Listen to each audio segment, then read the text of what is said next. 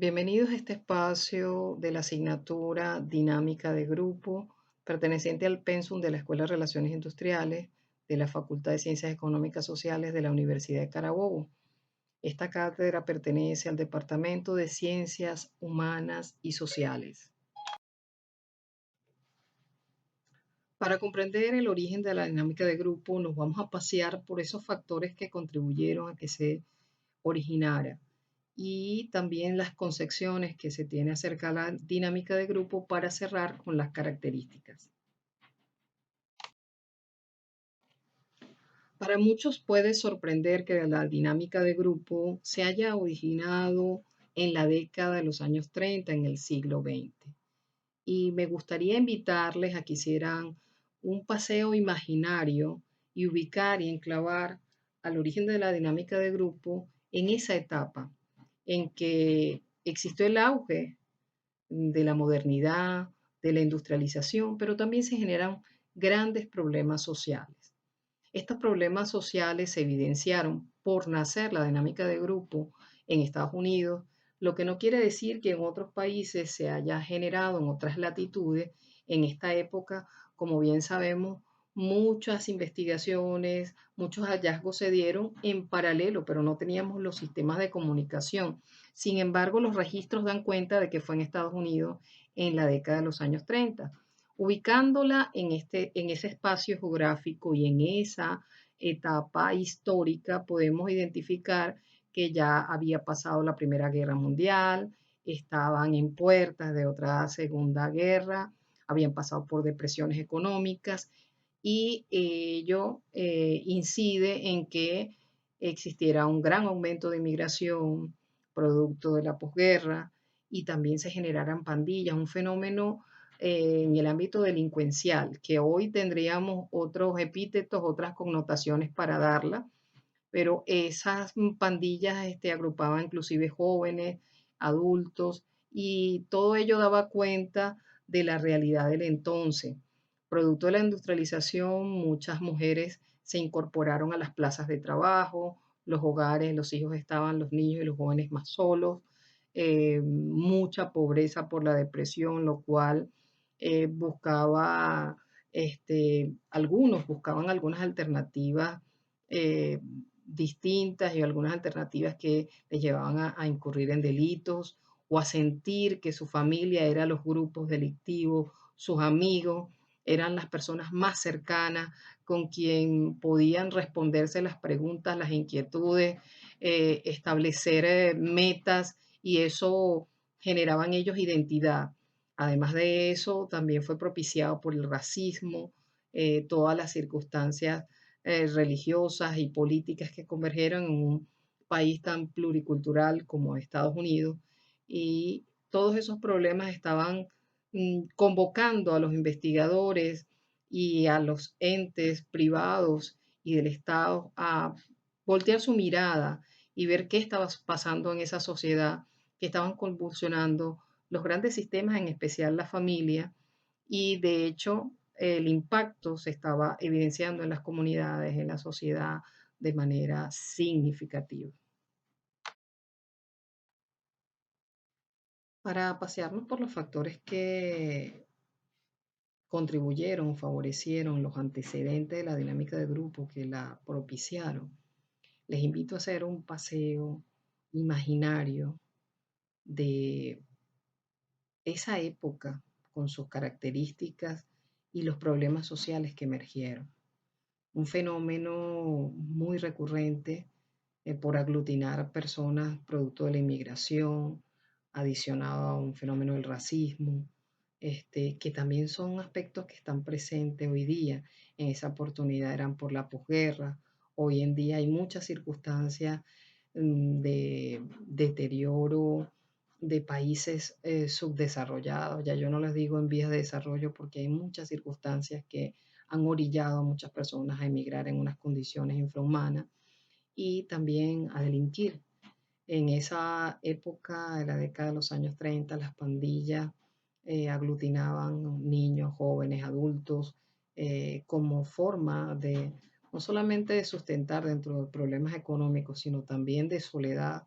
en los cambios que se generaron en la familia. La mujer se incorporó a las plazas de trabajo, los horarios eran bastante extensos, los padres, las madres fuera de casa, los niños y los jóvenes en la calle buscando identidad, buscando identificación, buscando referentes, buscando compañía, y encontraron las pandillas como su familia, sus hermanos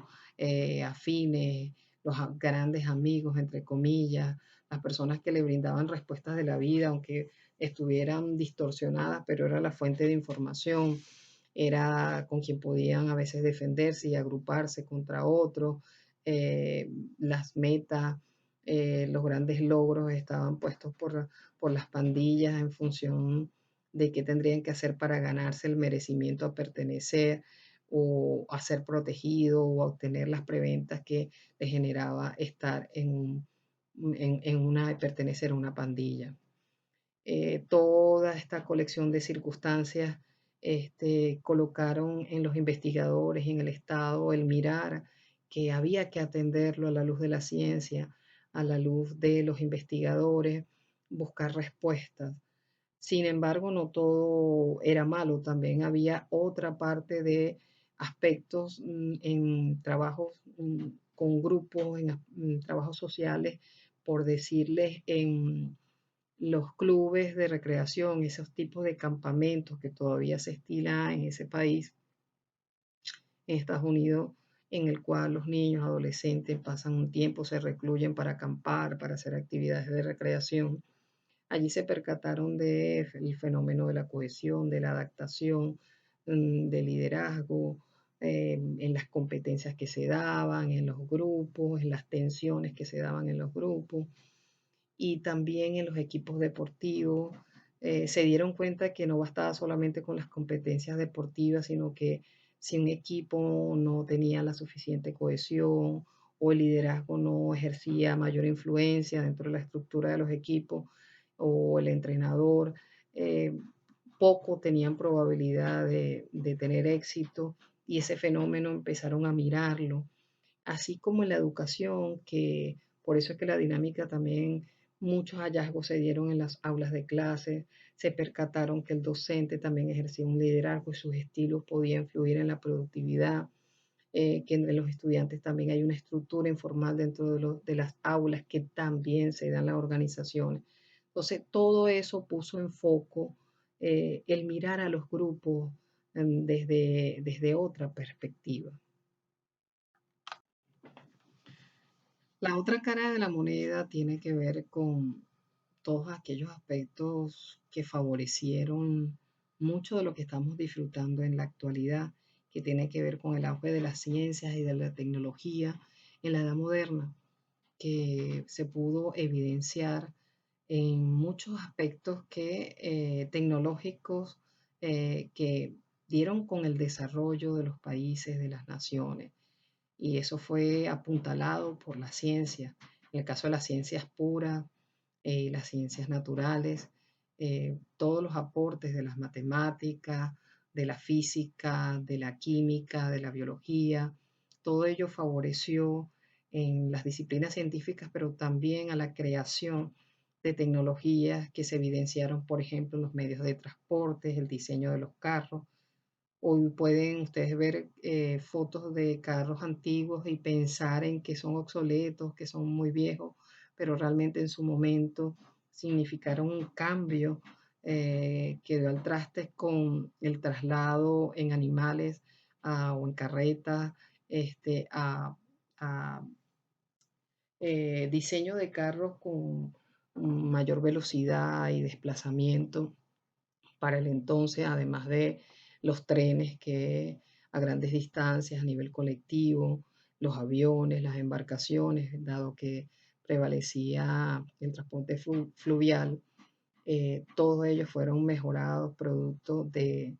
la tecnología y de la ciencia. Y eso impactó y propició la industrialización, por lo que hubo un éxodo de las personas que vivían en zonas rurales a zonas urbanas, y con ello los cambios en la familia que ya apreciamos en el audio anterior,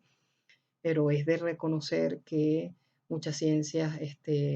auparon el auge de disciplinas, por ejemplo, como la medicina, el conocer la anatomía, el cuerpo humano, la búsqueda de la salud, de erradicar virus, de erradicar diferentes enfermedades, e inclusive atender aspectos endémicos. Algunos no llegaron a ser pandemias en su momento, pero muchas enfermedades pudieron ser erradicadas producto de la generación de vacunas, de remedios y también de procedimientos a través del conocimiento de la anatomía. También en el caso de la psicología en general, bueno, el conocimiento de la mente del individuo en solitario, pero para conocer los procesos como la memoria, como el sueño, la parte onírica, conocer acerca de la percepción y otros aspectos que también a la hora que se interrelaciona también influye, como las emociones. En el caso de la psicología social, su mirada en los comportamientos de los grupos, en fenómenos que tienen que ver con la mente, pero que impactan en las relaciones interpersonales como la violencia o el altruismo, el estrés, entre otras cosas, ya que la psiquiatría se dedicó a las patologías y a las enfermedades, pero la psicología de los grupos y la psicoterapia encontró en los grupos una forma de que las personas dieran mejoría al compartir con otras personas que padecían lo que ellos padecían. Y ustedes seguramente estarán pensando en la sociología o en la antropología. También ha mirado los grupos, pero de manera distinta. En el caso de la antropología, aunque ha ampliado sus límites, colocaba más el foco en la parte de los aspectos socioculturales de los seres humanos, en la parte física, antropomórfica de los individuos, los rasgos de las razas, pone atención en las culturas, las religiones, los rituales, las tradiciones, que también están presentes en las organizacionales. Ahí ha habido un espacio también para la antropología, pero su mirar es más hacia el fenómeno en sí,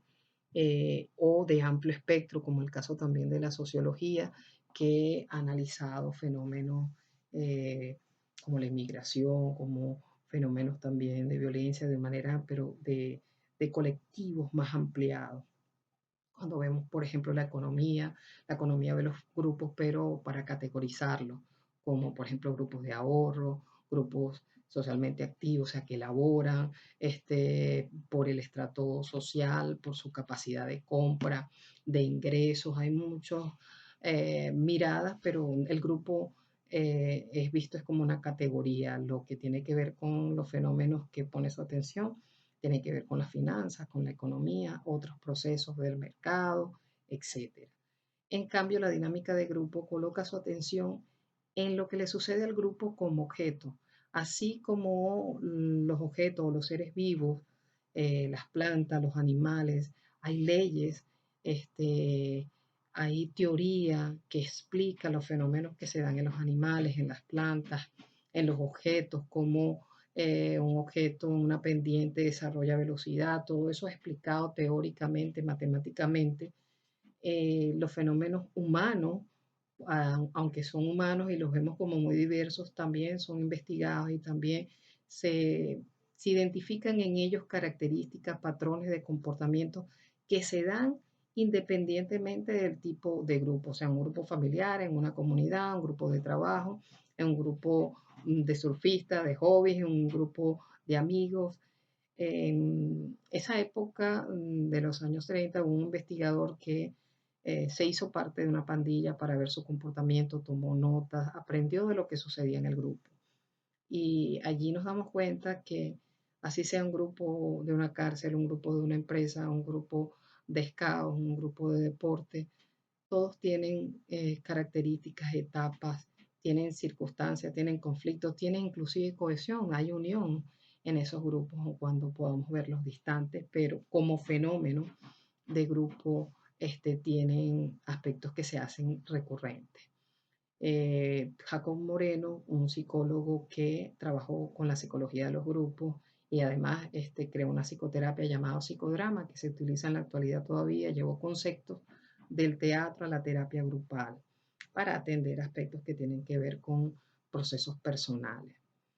A él se le reconoce con técnicas como el sociograma, en la cual se elegían personas que se agradaban, no se agradaban, y podía identificarse un poco cómo eran las relaciones interpersonales a través de esa técnica. Kurt Lewin se le reconoce el impulso que dio a la dinámica de grupo. Él tomó conceptos inclusive de la física, de campo y de fuerza, pensando en que los individuos en un grupo son como, tienen una posición. Si nosotros viéramos, llegamos a un lugar, a una oficina, a un salón, en la forma que están sentados, las cercanías, podemos ver inclusive cómo son las relaciones en el grupo trabajando la territorialidad. Él utilizó estos conceptos de la física, de la teoría de campo, para explicar los fenómenos que se dan en el grupo como fuerzas de energía, de atracción o de repulsión. Y empezó a indagar y fue muy prolífica la obra de investigación de Kurt Lewin, en el que se dio cuenta y él quiso explicar con el término dinámica de grupo de que había una dinámica en esas fuerzas que se generaban en el grupo. Lastimosamente, en la actualidad se asocia solamente dinámica como algo divertido o como una técnica que se aplica, ya lo veremos un poco más adelante, pero realmente Kurt Lewin le interesó fue investigar en lo que podía resolver o responder la dinámica de grupo y generó investigaciones a través de un instituto de Massachusetts y generó también un congreso de dinámica de grupo entre 1940 y 1945. Hay un aspecto que también quería agregar, aun cuando ya bordeamos los aspectos que favorecieron el origen de la dinámica de grupo, hay una investigación que hizo Alton Mayo, quien fue un investigador que dio grandes aportes a la administración, a la conducción de los grupos laborales, que generó una investigación en una compañía, en una planta de una compañía de energía eléctrica, y inicialmente ellos no estaban orientando esa investigación a aspectos de las relaciones interpersonales de los grupos, sino que estaban midiendo cómo las condiciones de trabajo influían en la fatiga, en la productividad, y empezaron a hacer cambios en la iluminación, en algunos aspectos que pudieran obstruir un poco la productividad y ver de qué manera eso impactaba la incorporación de tiempos de descanso eh, y otras estrategias en las horas, la cantidad de horas de trabajo. Y ellos se percataron que además que como siempre lo hacen en la actualidad, también el aspecto monetario. Sin embargo, ellos estaban abiertos a observar algunos aspectos que ellos no hubiesen anticipado en sus investigaciones, pero que por ser acuiciosos, por ser grandes observadores, tomaban nota de las cosas que sucedían, se dieron cuenta que las relaciones interpersonales y tuvieron la valentía de decirlo, porque generalmente cuando se emprende una investigación, el investigador quiere decir que sí dio los resultados que se planteó y ellos comunicaron los hallazgos que se dieron con los cuales ellos no se esperaban. Yo leía sobre esa investigación en un texto aparte y decían que en esa época había personas que habían perdido familiares en las guerras o personas que tenían pocas relaciones interpersonales, habían cambiado de ciudad y los compañeros de trabajo lo eran todo, o sea que la salida para esas personas era ir a un trabajo y a veces sucede en la actualidad también. Entonces habían lazos establecidos o era esos espacios de conversación, de diálogo, de amistades o de cercanía que favorecieron. Y como pasa también hoy día, cuando hay investigadores en una organización, en una planta, en una oficina, los trabajadores siempre comienzan con ese interrogante, ¿qué será lo que están evaluando? ¿Qué será lo que están viendo de nosotros? Y en ese momento ellos comenzaron más bien a responder mejor, a pesar de que la iluminación era precaria, que algunas condiciones no eran favorables, pero ellos se apoyaron, se cohesionaron, hasta sintieron como que debían defender ese grupo y en función de, por decir, otro grupo de otro turno o de otra actividad y dieron resultados favorables. O sea que se dieron cuenta que las relaciones interpersonales inciden, que no solamente lo monetario, que no solamente las condiciones de trabajo a nivel físico, a nivel de infraestructura, sino que colocar la atención en las relaciones interpersonales de los trabajadores y de los trabajadores con la empresa es un aspecto importante. O sea, que ese es un hallazgo que también favoreció el que se viera la dinámica de grupo con miras a indagar y mejorar y que esos resultados también pudieran impactar en las organizaciones del entonces y ahora deseamos que sea también en las de ahora. Las concepciones que se derivaron de la dinámica de grupo, producto de su auge, en primera instancia se asoció con una ideología política por asociar y la analogía del sistema democrático con el ejercicio de la dinámica de grupo, producto de la toma de decisiones en la cual se buscan los consensos, decisiones que obedezcan a la mayoría, el uso del liderazgo, la influencia del liderazgo en esa toma de decisiones, en la conducción de los grupos. Más sin embargo, dinámica de grupo no tiene que ver con ideología política, solo que todas las actividades que realizamos los seres humanos, las mayorías en grupo, y esos fenómenos están presentes desde un grupo religioso, un grupo académico, un grupo militar, un grupo político, un grupo de trabajo, están presentes esas variables del proceso de grupo. La otra concepción, que es la que manejamos muy comúnmente, es el uso de técnicas.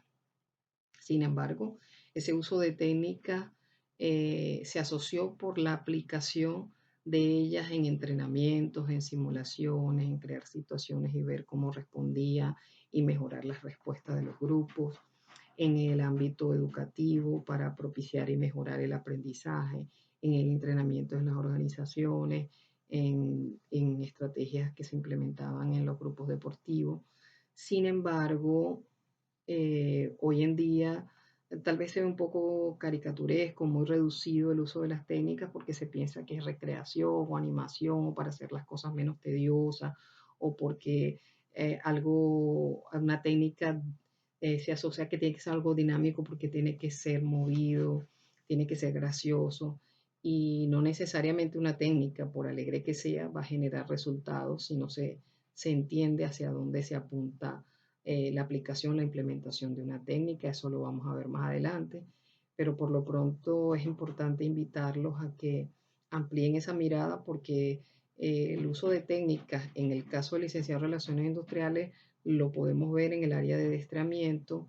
de entrenamiento, de inducción, en las organizaciones al personal,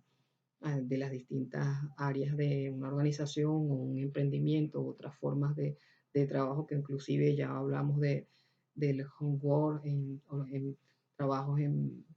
empresas familiares o en empresas en el que se aglutinan personas y trabajan de manera virtual. O sea, hoy en día la figura del trabajo ha tomado otros matices y la dinámica de grupo puede apoyar en ello.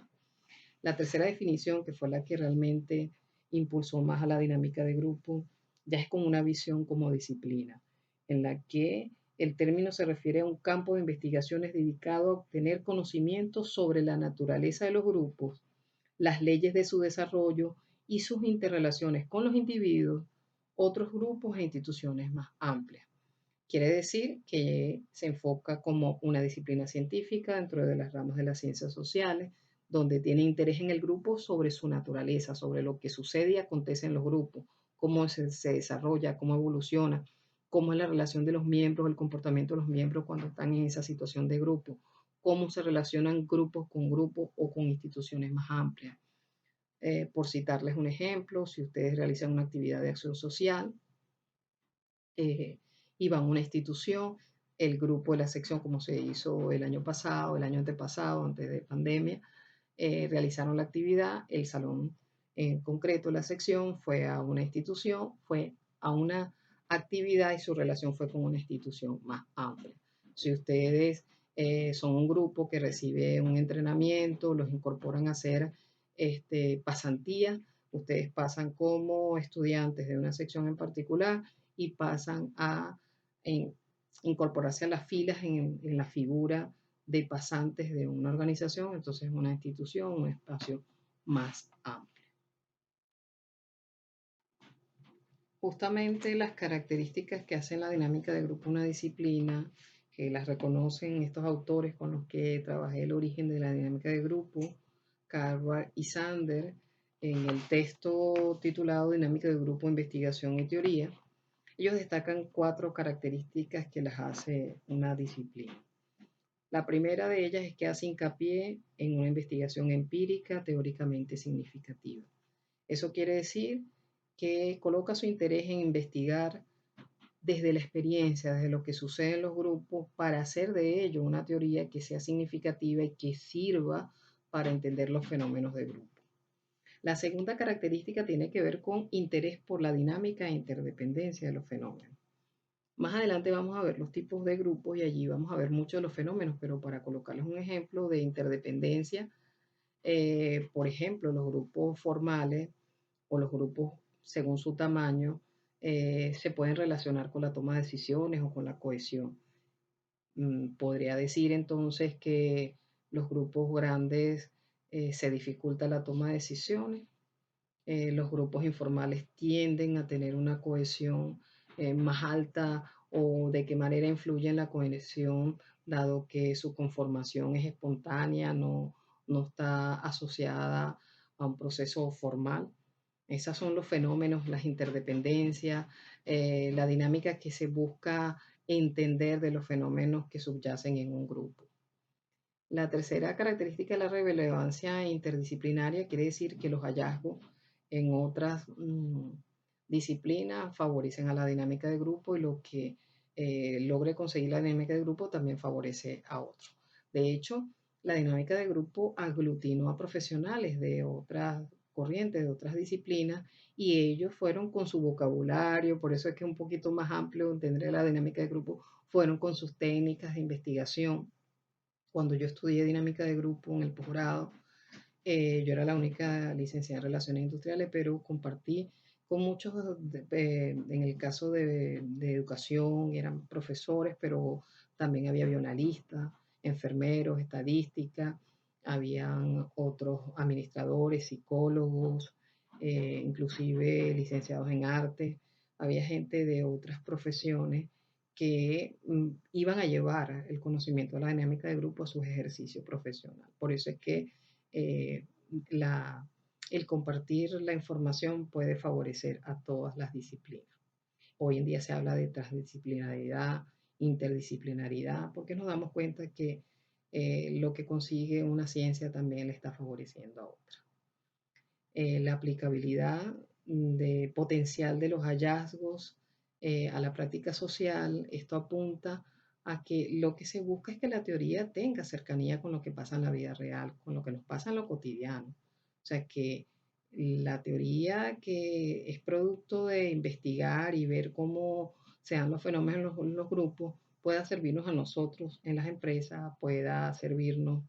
en nuestras familias, pueda servirnos en nuestros grupos en los que nosotros participamos. Es por ello que la dinámica favorece la evolución y favorece el buen funcionamiento de los grupos, entendiendo sus fenómenos y sus procesos internos.